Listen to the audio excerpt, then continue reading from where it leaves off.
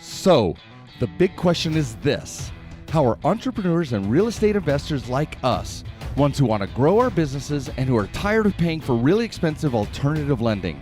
How do we tap into the most inexpensive money available and do it without the hassle of typical borrowing? That is the question, and this podcast will give you the answers. I'm Merrill Chandler, and welcome to the Are You Effable podcast. Welcome back, everybody. This is Merrill Chandler, your host of Are You Effable? And in this episode, we're going to take a little bit of a deeper look at some of the things that's been happening recently in my life and how it actually will impact your fundability. It seems like it's a stretch, but man, the dominoes fell for me and it was magic. So when we get back, we're going to be talking about how to take the win. How to take the win. All right. I'll see you in a second. Merrill Chandler here. Welcome back. Okay. Whether it's in your financial life, your personal life, how many of you have worked and worked and worked after a particular goal, like maybe even a long-term goal, months or years, and all of a sudden you hit that goal and you hit it hard? I mean, you nail it. It isn't just little, creep up on it and it's like poof. You nail it. What happens then? What happens then? So let me give you a personal example for me in my life. So you've been hearing me talk about my book for 52 episodes. And yesterday, now you may already have a copy of the book. You may have already read it. So this is out of context, but we're going to bring it around to your life and and how you deal with the wins. But I woke up this morning and it was the strangest feeling, because yesterday I filed with the publisher all of the electronic pieces and assets for my book. The covers, been working on them for months. The book itself, working on it for over a year. It has been on my to-do list. It's been a thing in my universe for 20 years. And last year, about this time, I set the goal in 2018 to finish the book by the end of January 2019. Here we are at the end of 2019. So I don't know when you're listening to this, but a little historical perspective. I came back and I've spent literally a year working on this project. And I woke up this morning going, what's next? What's next? What's next? What's next? What's next? I've got ebooks to finish and bonuses to provide students and clients. We've got educational campaigns. We've got campaigns for corporate benefit packages, so corporations can actually empower and inspire their employees with the right fundability tools. I mean, I have a massive, massive mission to accomplish. And I woke up this morning and I'm like, hold it. Can't you take just a second to take in the win? A 20-year project, fully engaged, like psychic drag level engaged, weekly engagement of this project to finish my book. And I didn't even skip a beat to sit back and go, yeah, nailed it. And it's a great book. It's a great book. I had my last editor is my dear friend, Stephanie, and she, all things financial, she just bored out of her mind. She's like, whenever I start talking about how well business is going, this, that, and the other, she's like, her eyes glaze over. I had her do the final edit to make sure that just how a non-financial person would relate. And she was like, this is really good, Merrill. This is really good. I didn't fall asleep once. Now, that's a really low bar, but but she's a great editor. And anyway, it's a great book, and it's going to, it just delivers so much amazing information, knowledge, and opportunities for borrowers for you to take this to take your lives to the next level, right? But I wasn't resting for a second, and my to-do list was just, all right, what's next? What's next? What's next? Now, I don't know if you guys are into this thing or not. I'm a Capricorn, which means I'm gonna just take over the world. That's my whole personality. But I had to actually stop and take in how beautiful the book is, and the work that went in, and Michael and Leah, and the great work that they did to design it and craft it. All of the editors and Jess and Brad, my partners, who did so much to make it just pop and make it so that it would communicate these ideas in their edits. Sky, who did help me with all the graphics and create create a visual representation of these things. So many people helped me in so many ways, and it wasn't natural for me to sit back and go, mission accomplished. Not just check it off, but like, you know what? That was freaking amazing. I am so proud and so happy that I got this long-term goal done. Now, my question is, how do you not take the win? How do you avoid the success? Remember, a few episodes ago, I don't know, a dozen episodes ago, I was up against this fear of success, fear of failure. You remember that episode? It was another heartfelt one. I haven't had one since. That episode was all about, oh my God, what's going to happen? What's going to happen? Is it going to blow up? Is it just fizzle out?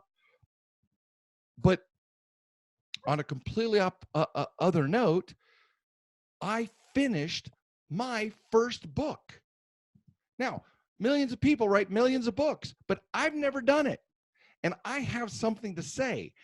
I have something that is not available anywhere else. That's why the subheading of the book says, the only book on earth that exposes how to become fundable and take down and get access to highly guarded, amazing, inexpensive loans and lines of credit. So celebrate with me, because today, all day, I've been resonating. I've just been holding the space for me to be able to, like, damn it, I did it. I did it. I did it. I did it. And I sent out texts and emails to friends and family. I did it. I did it. Taking the minute to celebrate the win. Where do you just pass by? Where do you say, oh, check mark, next thing? Do you deserve the win? That was what I had to ask myself. Do you deserve the win? You've been working on something for months, days, or weeks, or months, or years, like this book represents to me. Do you take the win when you get approved? You're working on your fundable profile, right? You get approved for a business credit card of $20,000, or you get or $5,000. Do you take the win? Or do you say, like, yep, that's not enough. Let's keep going, keep going, keep going. Oh, I need another bank with a $50,000 credit line, another bank, but you get a 20. Do you take the win? Do you actually sit back and go, you know what? This is a massive win.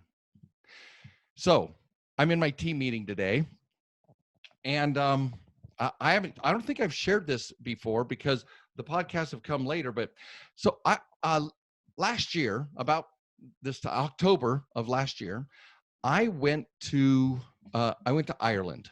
Now, I went to Ireland 1 zillion% paid on my miles, right? I love my miles, but I chose an instrument intentionally that was a tier 1 100% card that gave amazing benefits. I went to Ireland to visit a friend who was out there because his employment took him there, and we had a blast. Now, we went to the Jameson distillery. Jameson's Irish whiskey. Now, interestingly enough, my daughter, whose episode you will see here in a little bit, my daughter named her son Jameson, spelled with an E, just like the whiskey, because she has been, in the past, she has been a bartender and loved the name. So I went to the Jameson distillery and I bought him, go figure, I bought him that you can actually get custom label bottles of whiskey. So I got Jameson, Jameson 4's his name. I got him a custom bottled label, but I also got one for me.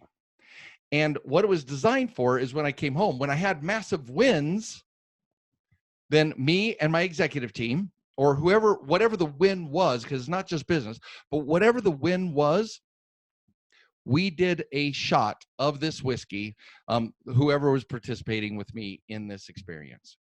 And you know what was amazing? When I was in team, my team was congratulating me for getting the book sent to the publisher yesterday.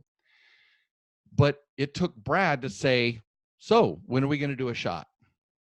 I didn't even think about the win such that I could take a shot. The bottle is in my kitchen.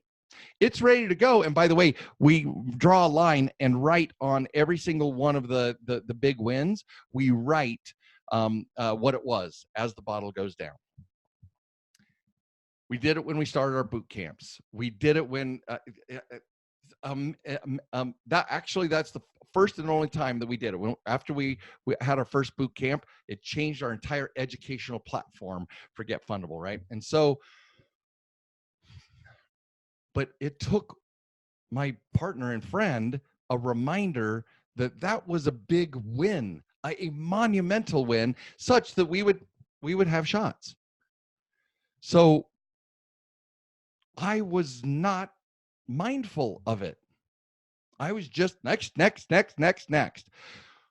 Hey, do you have a way to celebrate big wins? I chose to get a private labeled Merrill Chandler Jameson bottle of whiskey. What is yours? Do you have a way to celebrate your wins? Do you have a way to celebrate your, let's say you're building business credit, your first 100 grand, your first 500, your first million, you take down your first property using other people's money. Do you have a list of call it the bucket list, but the fundability list, do you, in your private life, what constitutes a win? And do you have a way, a formal way, a ritual of celebrating that win? Because I set one up and I forgot about it. That's not okay, guys. That's not okay for me. It's not okay for you. We are not automatons. We're not robots who are checklisting our way through our lives. How do we celebrate this win? I don't know how much there is to say more than that. You guys deserve to, you make the effort to create the checklist.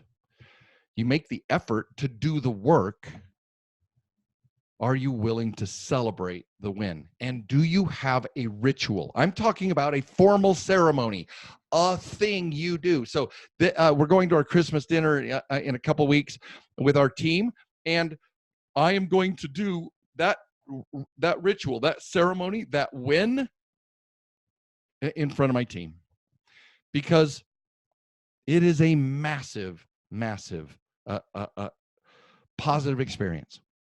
And so I want you to figure out, how do you want to celebrate your wins? Dinner with a loved one, a purchase of something. What is your celebration for your wins? So don't just set the goal, reward yourself for hitting it. And I had to be reminded by my own team members that this was a big deal and not just another a box to check in my life. And while I love check boxes, I like shots of whiskey. I want to make sure that this is a powerful representation of a success.